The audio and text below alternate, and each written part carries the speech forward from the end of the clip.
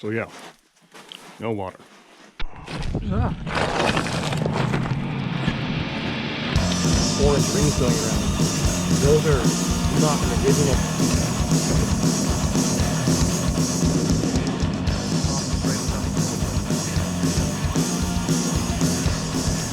There ain't no crows flying here.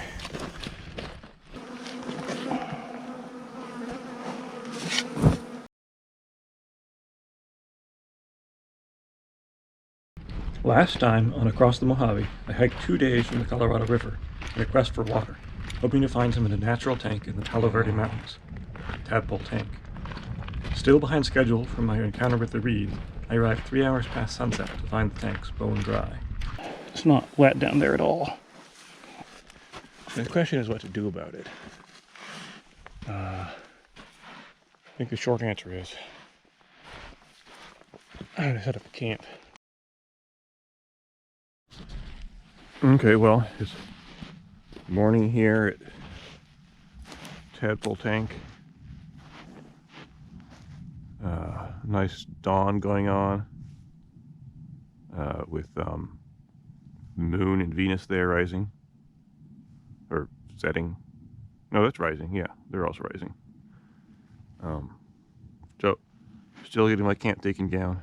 I don't think you can see Tadpole Tank yet over there. Still too dark. Maybe I'll do a quick tour in the sunlight. Last night I checked the upper tank too. It looked like from Google Maps there might be a second tank, and there was, but it was also dry. So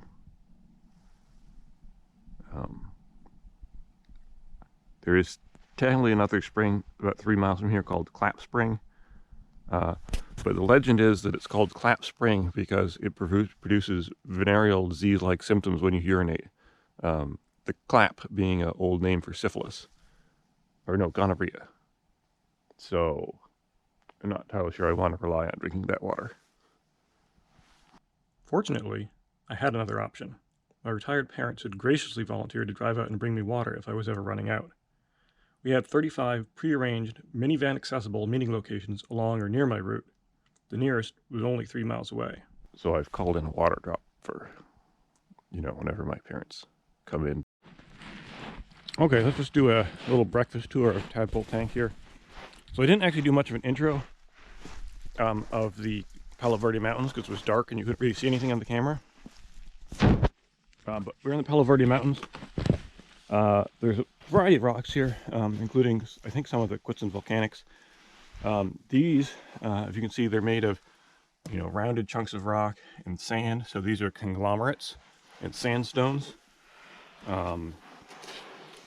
There have actually been a number of Cal Poly Pomona students who have done work on these rocks. In fact, I was actually originally going to meet Professor Brian Murray and his class. We were going to be doing a field class out here.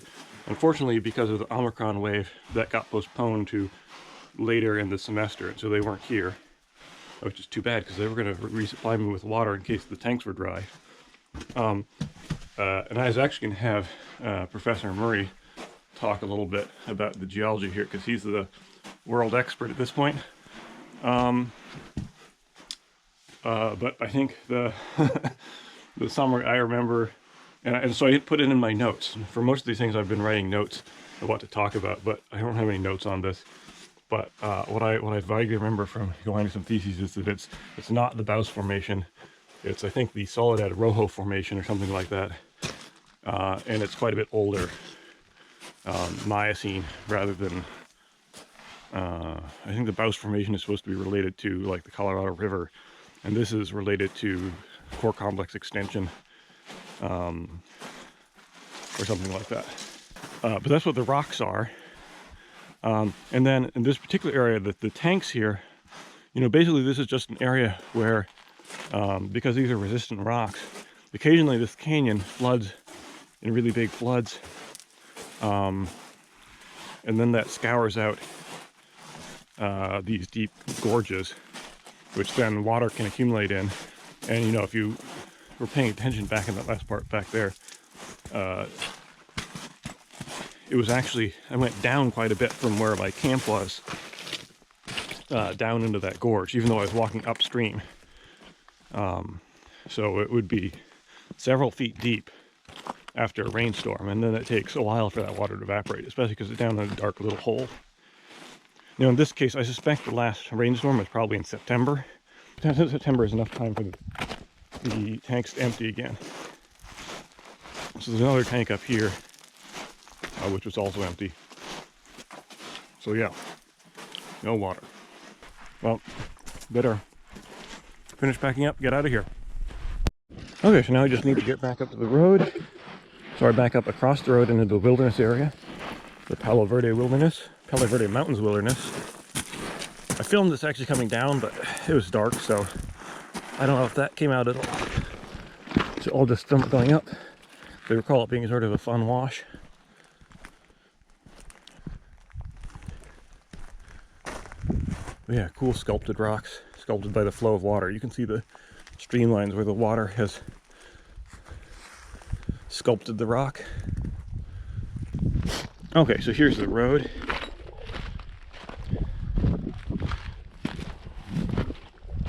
So once we cross this, we'll be back in the wilderness.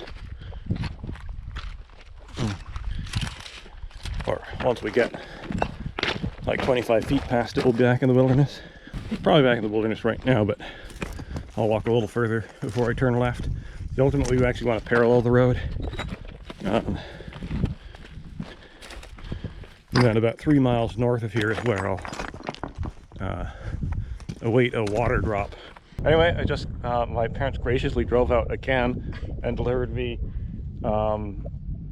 like 11 liters of water, so now I'm all set. Okay, and toilet paper.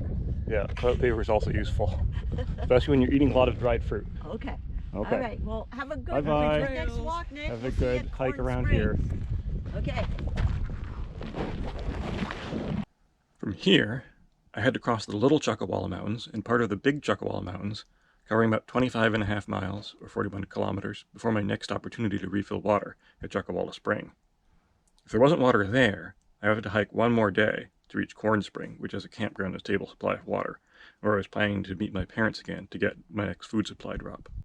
Right, so my walk now here starts out with about a 4-mile straight walk through non-wilderness BLM land from this corner of the Palo Verde Mountains wilderness to the Little Chuckwalla Mountains wilderness. And the Little Chuckwalla Mountains themselves after that. I actually usually stop and probably figure out which way I need to walk in. But those mountains over there are the Chuckwalla Mountains, and that's where I'm headed next. And I think my ideal camp spot for tonight is back behind those white mountains back there near Grand Pass, which I'll maybe point out an arrow on it later. So we're now approaching a historic trail. If you look down this way, there's this road is the Bradshaw Road. This route was originally founded by the Hulchivoma Indians until they were expelled in 1820 by the Quitsin and Mojave tribes.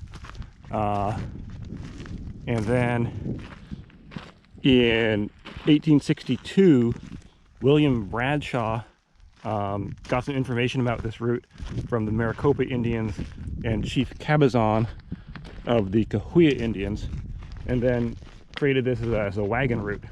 And now it's just a regular dirt road. But it's dirt road with a long history.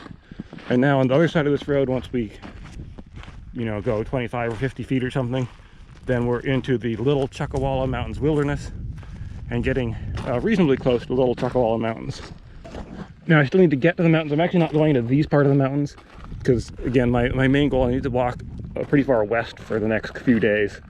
We're still really far east in California. Again, we were in Arizona 2 days ago.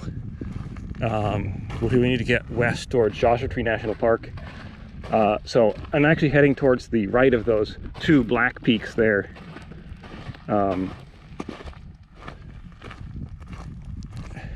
And then in about 4 miles, I'll start hitting a little over 4 miles, I'll start hitting the foothills You guys can see how I spend my typical lunch.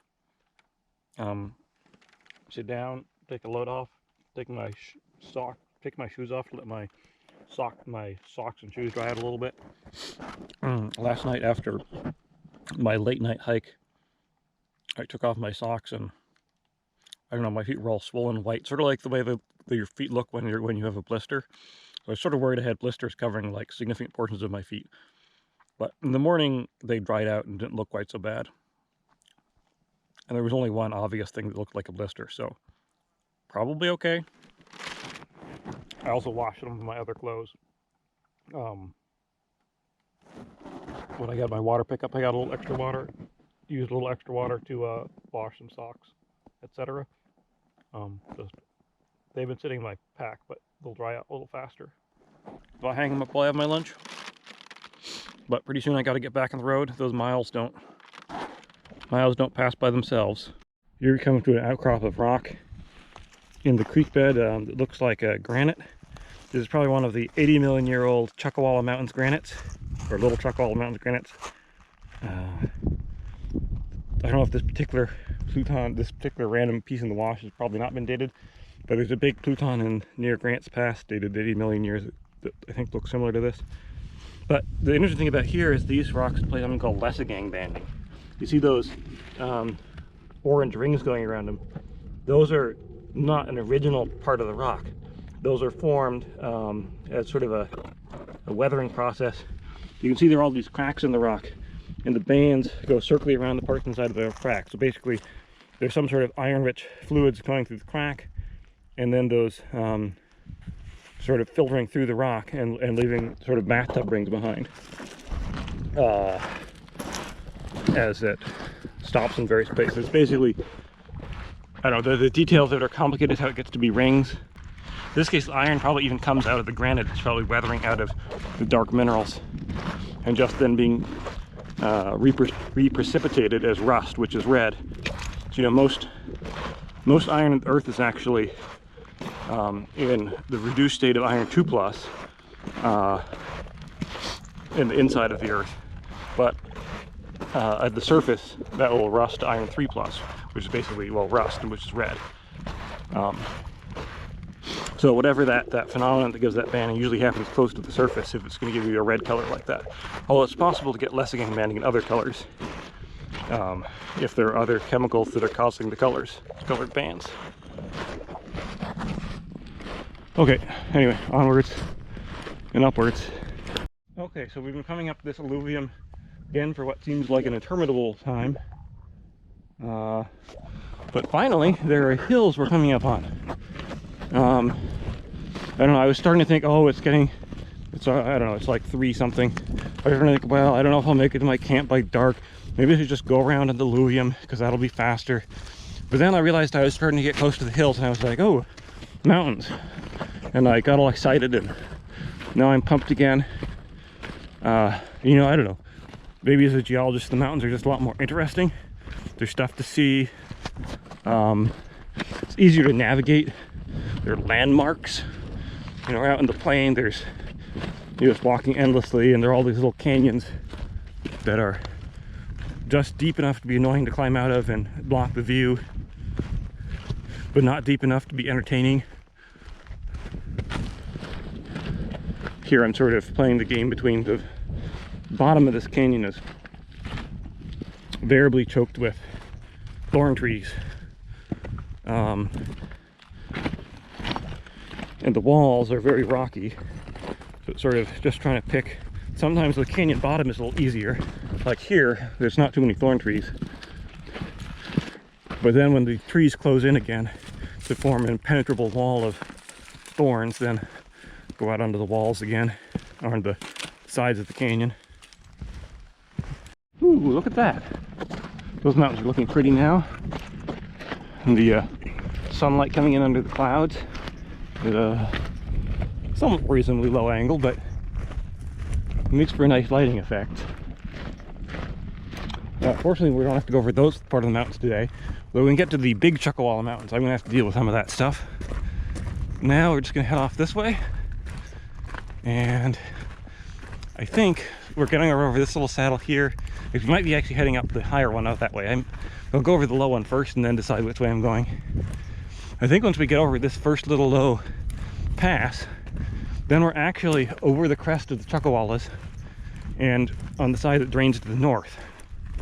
I'm officially on the side of the Chuckwallas that drains off to the north.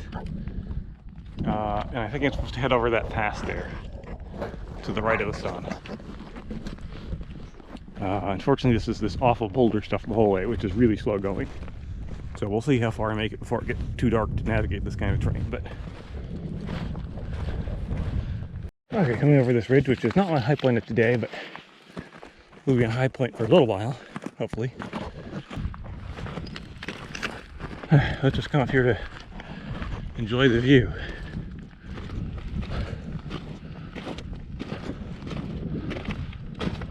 Woo! Yeah, nice view from up here. I think I have to go down around this ridge and then back up that valley somehow, and then I'm not quite sure where I go from there yet, but hopefully we figure it out before it gets dark, because this is sort of treacherous terrain and probably not the absolute best place to camp.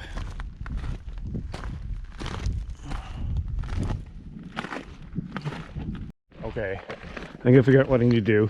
Unfortunately, I figured out that the ridge that I just thought I came over on the map is actually that one way up there. So, or that one there, I guess, to the right of the sun a little bit, is actually that saddle. Not used to working with 1 to 40,000 scale maps, I guess. Everything's just a little bit bigger than I imagine. I think it's also one of these ones with 40-foot contours. So 40-foot contours, 1 to 40,000 scale mountains. Sometimes it's easy to underestimate just how big everything is. So we'll see how far I get. Another thing I'll note about this mountain range are gone are the days of nice burro trails to walk on. They're down by the Colorado River. They have a year-round supply of water. But out here in the harsher parts of the desert, there's no water for the burros. So I just hope there's water at Chuckwalla Spring.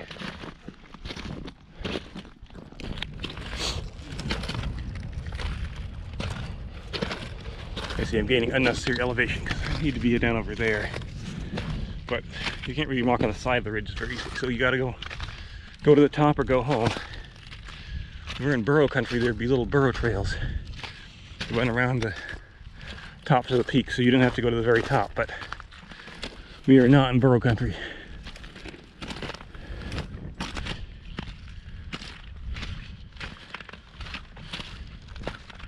KBUR, Burro Country, 109.7. Wild West Country Music.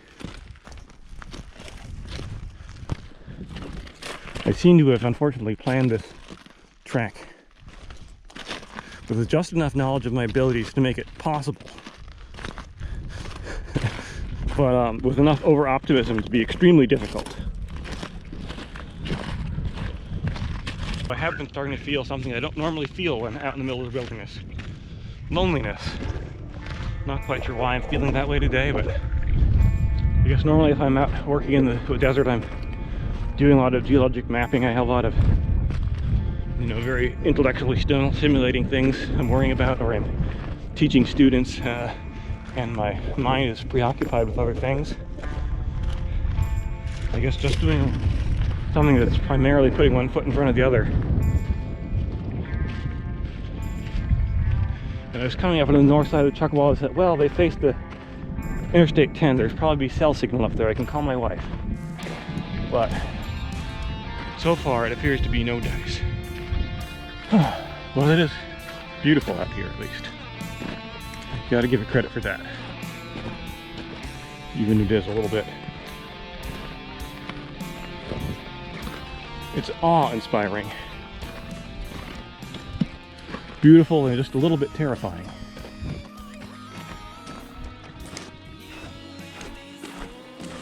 Okay, I think if I come over this little ridge here, I'll see if what I think might be a valley is a valley, or is a terrible wasteland of doom. Well, let's see. Ah!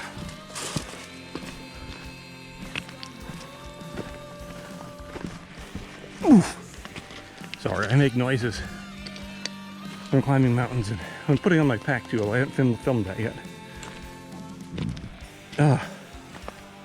Long day. Oh wow, that is something.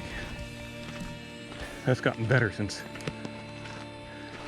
we last glimpsed a peak.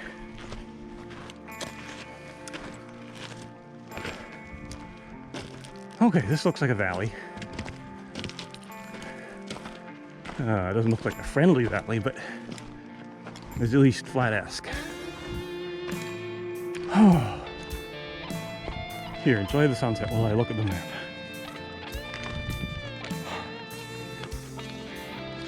Let's see how much further I can get before it gets dark.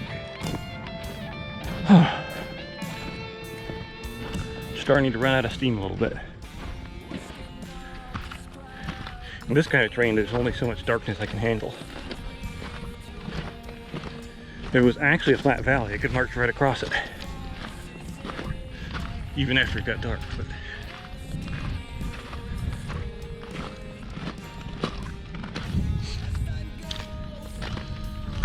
or maybe it's just someone talking to someone who never answers that makes me lonely.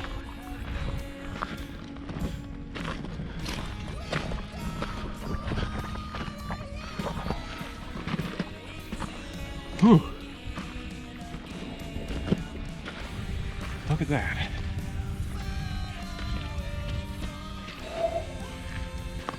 I think my original target campsite is, I think, past that ridge there, and just down over the top of that ridge and down into the valley, which doesn't look that far from here, but I'm pretty sure it's pretty far. I didn't actually look at the distance on the map, but I think it's more than a mile as the crow flies. There ain't no crows flying here, because there's not enough water for them. Oh, incidentally, it turns out that's good for the desert tortoise, because crows and ravens eat baby tortoises, and they're a major endangerment threat to the desert tortoise. So just as well there are no crows or ravens. Yeah, I'm kind of prattling on here. It's been a long time since lunch. I've already eaten my dried fruit quota. Oh crap.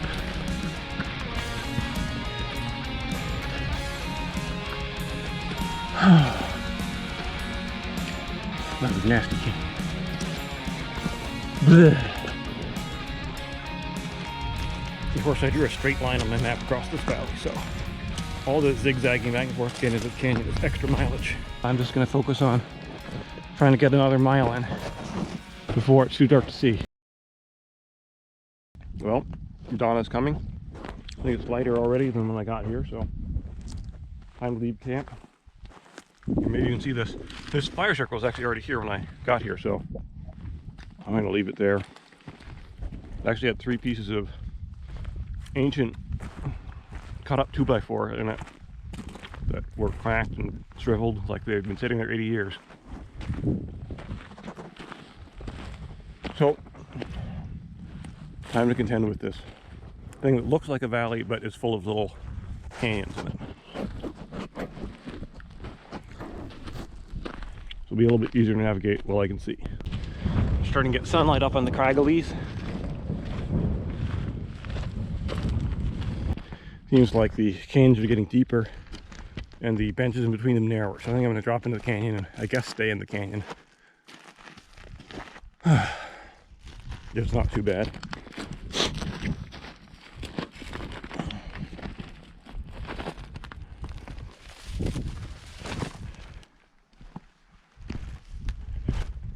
The problem with canyon is not only have to dodge the thorn bushes, but they're never straight. They always wind back and forth. You probably add 50% distance just from being in the canyon bottom.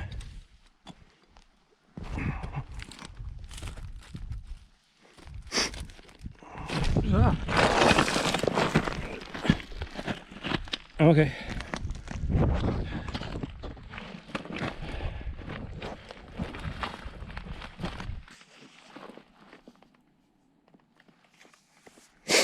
Okay.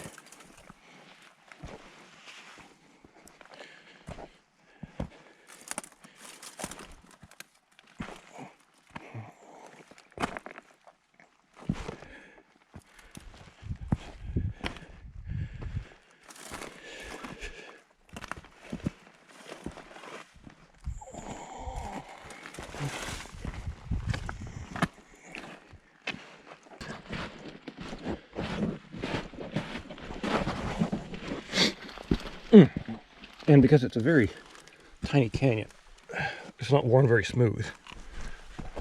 You know, big canyons, the water comes down with some regularity. And thereby, the rock gets all slippery. But when it only gets a rainstorm big enough to have water come down it in any significant way every like 50 years, you still have nice steps to walk on.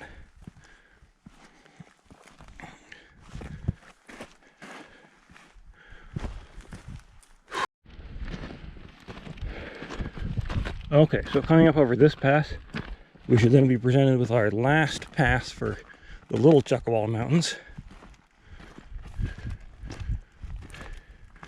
On our left. And after that, I think it's downhill, at least for the Chuckwalla Mountains.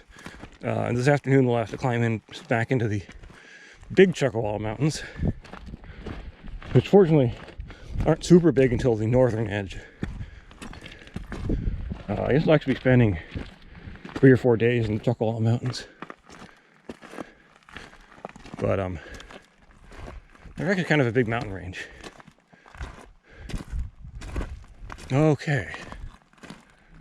So let's see, am I making a hard left or am I going over one of these other gaps? Not sure. Better stop and look at the map, but mountains are looking pretty in the sunlight. When we hit sunlight, I'll take a little break, put on some sunscreen, get out the solar charger, take off the sweater. Okay, just fighting my way up the last little bit of this pass, which I think, again, should be my high point for the morning. Ugh. I hate slopes like this. They're... Yeah, so we just came up this canyon here. Let's get into the last little nasty bit. And then...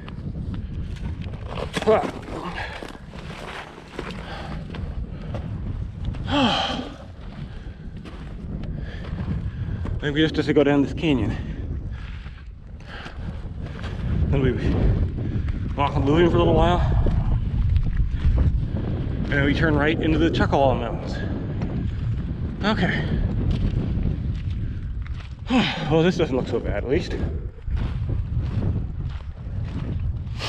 So I believe my original plan was to camp in this valley. So, last night, that is to say. So it's 8 o'clock. I'm already about an hour and a half behind schedule, which is not good. But on the plus side, I was 2 hours behind schedule, I think, by the time I got out yesterday with all the water issues at Tadpole Tank. So I'm ahead of yesterday, at least by half an hour.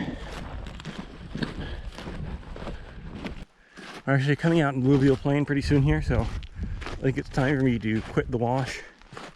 I think I'd arguably stay in the wash up to the bend there, but it looks like it might get more cliffy by the time I get down there. So I'm just going to climb out of the wash while the canyon walls are still relatively low.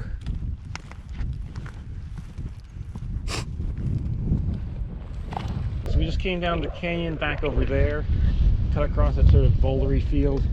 So now out on the alluvium, heading sort of that way, out in the middle of alluvium. Now you might ask, you know, why is my route the way it is? Why do I sometimes go out in alluvium? Why do I sometimes go in the mountains? Well, number one consideration is wilderness boundary areas. So, you know, back over this way, I went up in the Chuckwallas and back over because on the south side, there's a big area that wasn't in the little Chuckwalla Mountains wilderness. So I had to cross to the north side. Now, those mountains over here are not in any wilderness area, but for some reason there's a little piece of alluvium that sticks out this way, a couple miles, that is in the wilderness area.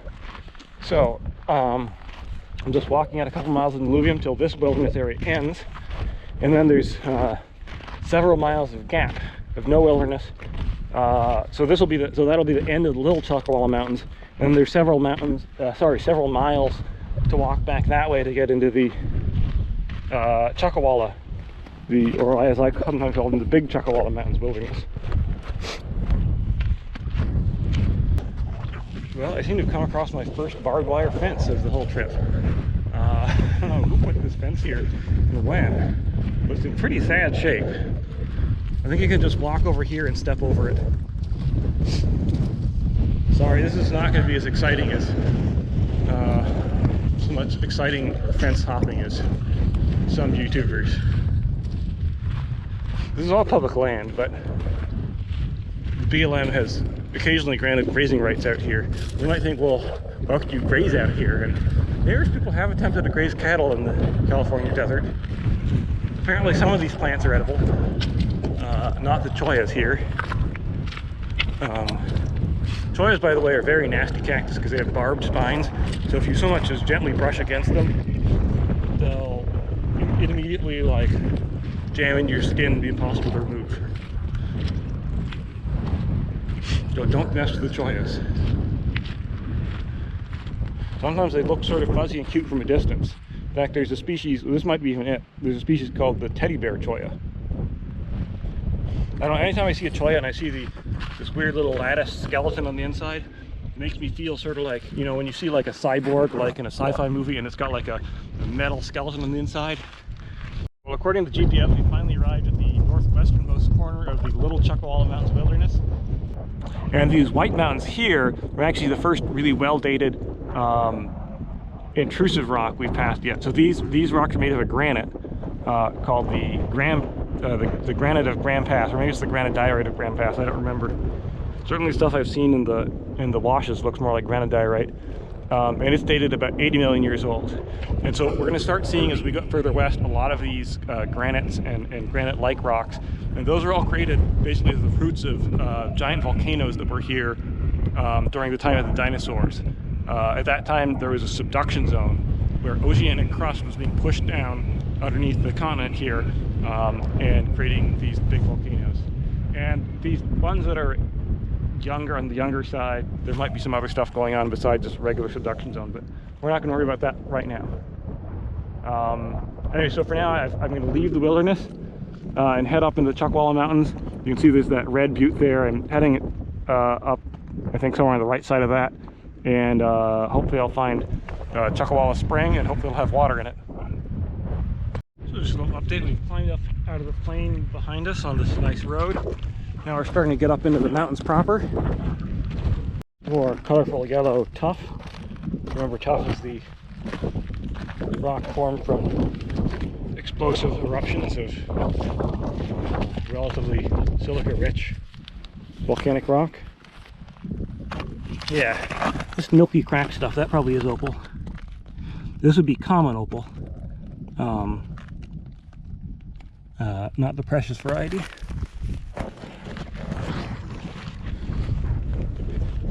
Here's one that's got some of that opal shine to it, just a little bit. So common opal is like, it's also similar to quartz, and it's mostly made of silicon dioxide, but it's in an amorphous form, meaning it has no crystalline structure to it.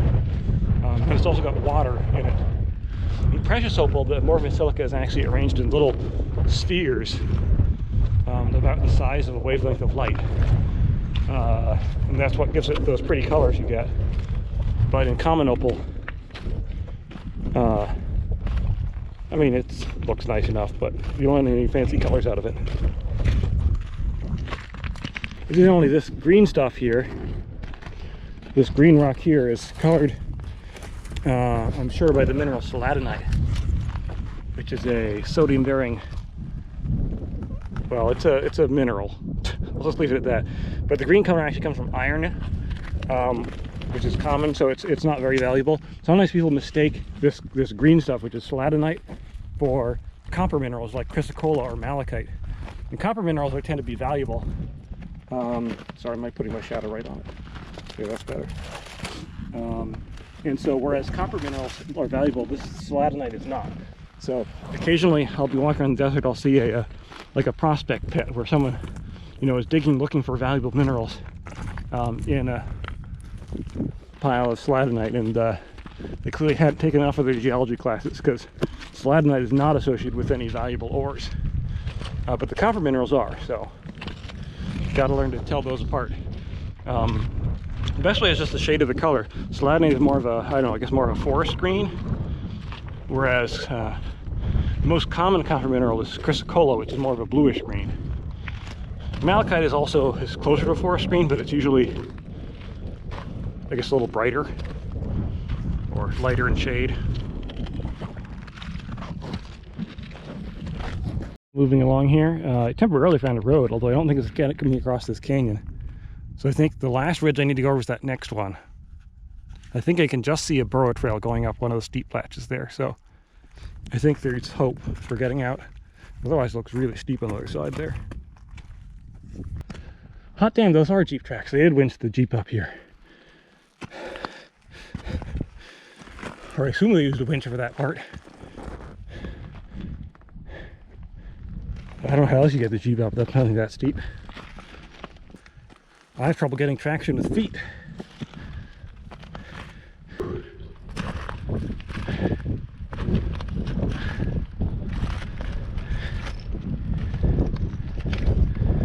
Get in!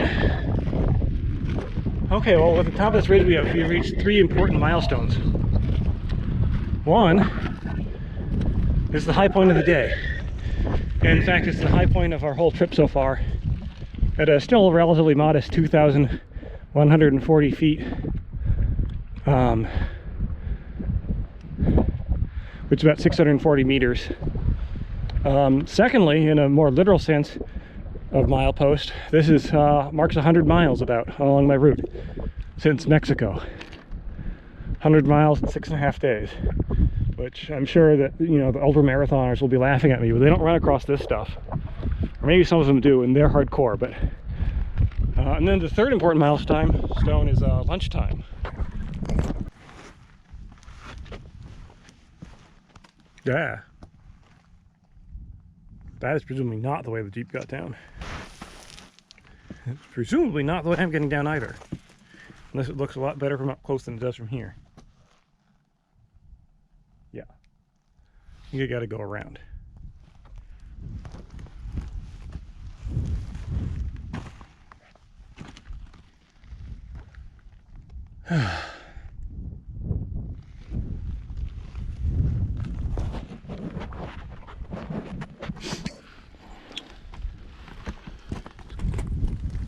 Up out of this little ravine.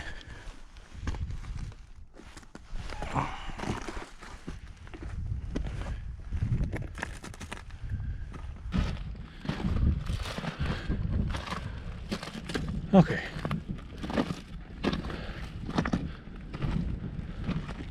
Yeah, so I think I'm supposed to go around that mountain, fast where that structure is, and then down to the next canyon. Should take me to Chuckwalla Spring. Unfortunately, my GoPro was acting up when I first got to Chuckwalla Spring, so I don't have video of that. But when I arrived, I found this 3-foot deep, stone-lined hole with vaguely damp soil at the bottom, swarming with bees. No water. But there's an old shovel nearby, so I decided to try digging for water.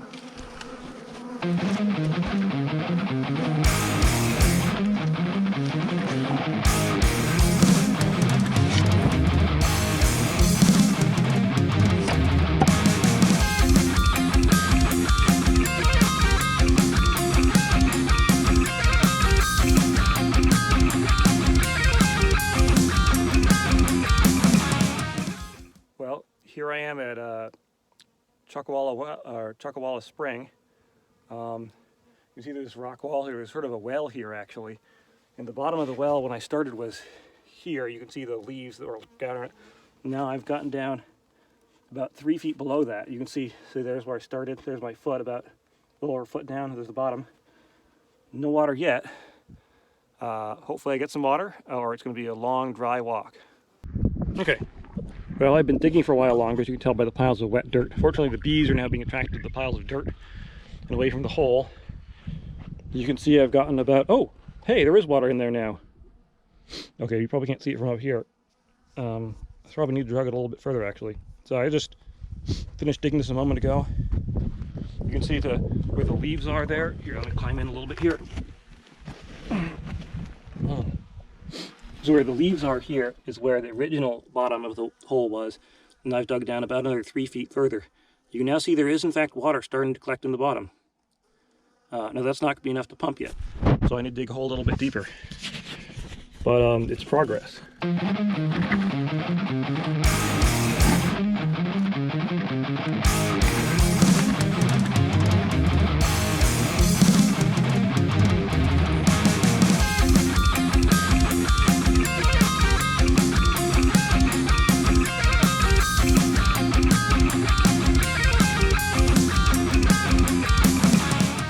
Yeah, the problem is basically this hole is just the limit of what I can get to without putting in another hour of working.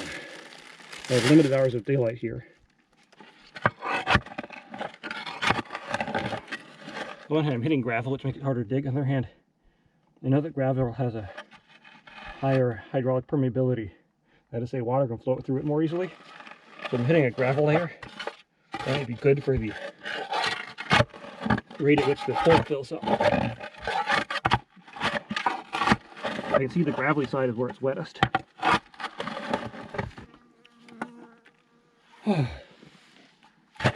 Let's say it's almost as much work from getting the first 3 feet to getting these last 6 inches or so.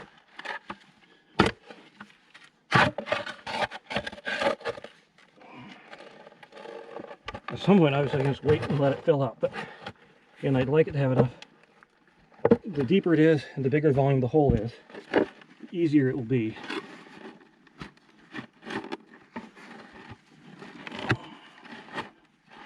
To actually pump water out of here in a meaningful way.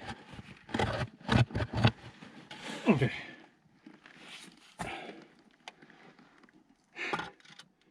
And wait, see how much water fills into that. Take a little break. Then maybe actually try pumping something. Okay, well, there's some water down there. You can probably just see a little dot of reflecting light off of it.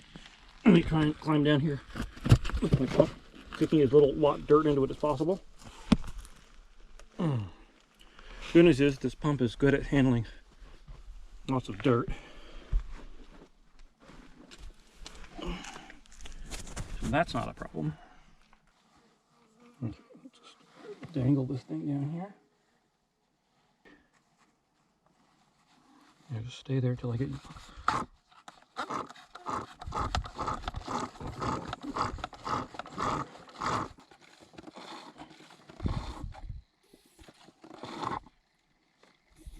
Well, pump the water was there. Now I have to wait for it to fill up again.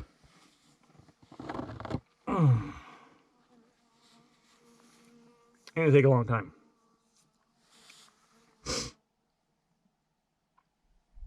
I was thinking about how much I need. I think 3 liters would be nice. If I wanted a safety margin, I'd probably put more than 3 liters. Probably about 6. How much water I have here? Probably a pint. So if I can get a pint every 10 minutes,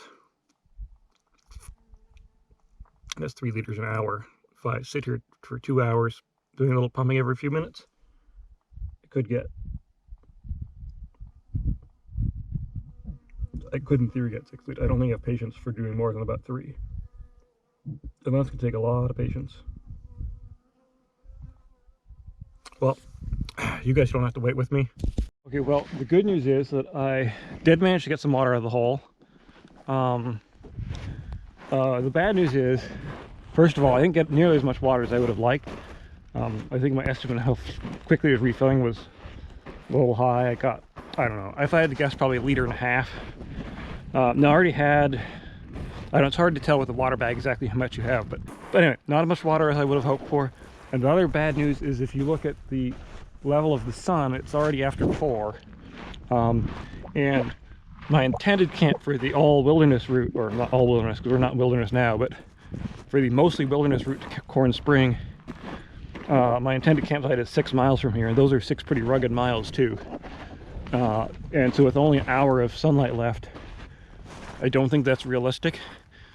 And I also think that that'll probably put me behind by a couple hours for tomorrow, and then I probably, you know, the last thing I want to do is to be, you know, already kind of short on water and then pushing it on time to try and get into Corn Spring after dark when I'm already been out of water for a few hours.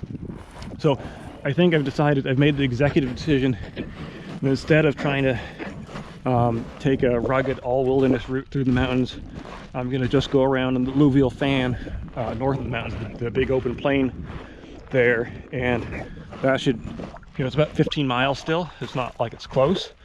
Actually not sure distance wise it's much shorter, but it should be a lot easier walking on the flat than this kind of stuff I've been doing in the mountains. And we're just heading down the canyon here below the spring. It's opening out into a big valley. Well, you know what? If I'm not doing the long hike through the mountains, I probably have time to check out this shack.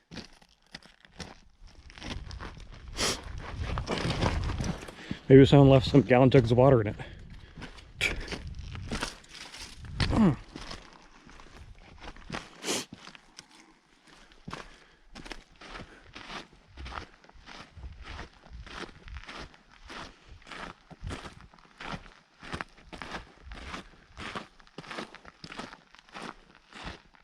Huh.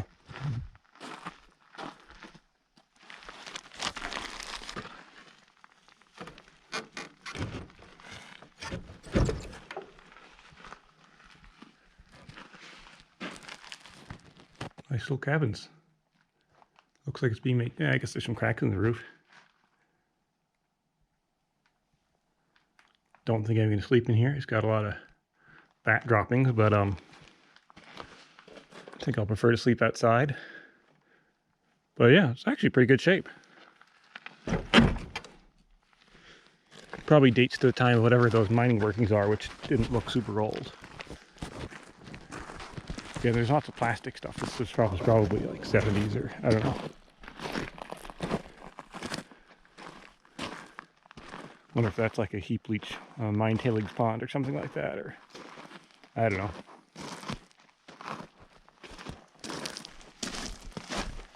Cool little canyon, actually.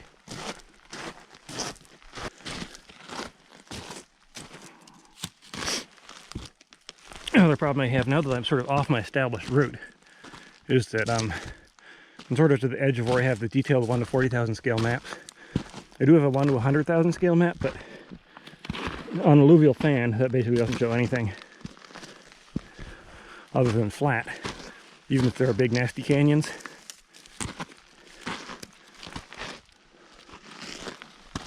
Or little nasty canyons, as the case may be. I think I probably want to go more that way. I guess I should have waited one more canyon. There are the mountains lined up in the sunset. The last rays of the setting sun on them.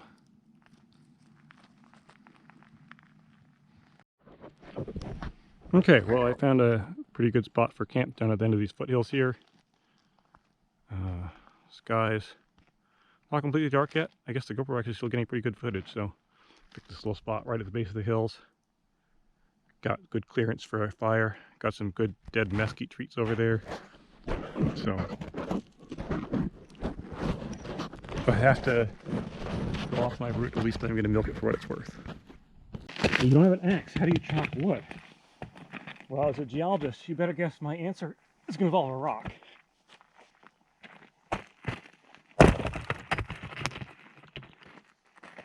There's a nice piece.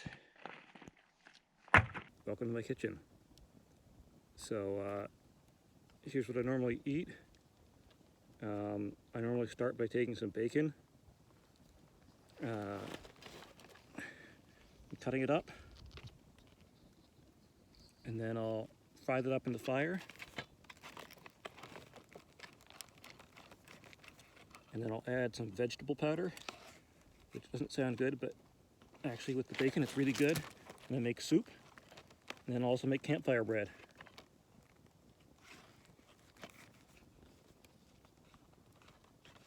So this is how I make campfire bread. I start with a dough made from a pound of flour mixed with about 12 ounces of water, packet of yeast, a teaspoon of salt. You need that for about 5 minutes. Let it sit for a day in sort of cool temperatures, and then it's ready to go. You actually get a blob of dough about yay big, plop it out into a floured surface, and then we're just gonna flatten this out, roll in the dough a little bit, and we're gonna flatten it out into a nice flat shape. I can use both hands for that, so I'm gonna put this away and show the finished product. Okay, so once you got your breads flattened out into sort of pita-like shapes, I find a pound makes about 6. Then you just you get your coals. You want to sort of see where they sort of just stop having the little flames lick over them. You just plop them straight on top of the coals like that.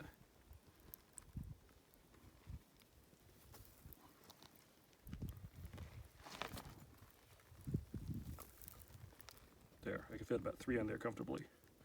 And we just let those, sorry, not the lighting plus phone at the same time. And then we just let them cook there till they puff up. Usually takes about a minute. You can already see them puffing up. Okay, this one's probably about ready to flip. Knock the coals off. Okay, this is probably ready to go too. And this one. Okay, and they need about as much more time on the other side. You see they're nice brown. They're not overly burned. You got little burn spots here and there in the little corners, but nothing you can't eat. Okay, if they start smoking a lot, they're probably done. And they'll sort of have a hollow sound. They should be springy, but not elastic. So yeah, I think those are probably done. And voila, delicious. See? Nice. Sorry, no, they're right. Nice bready texture inside. Just a tasting note on that water I was pumping earlier out of that 3-foot hole I dug. I just finally tasted it. It's actually not that sulfury, but it's bitter and brackish. It's probably quite alkaline. I mean, it's probably better than no water, but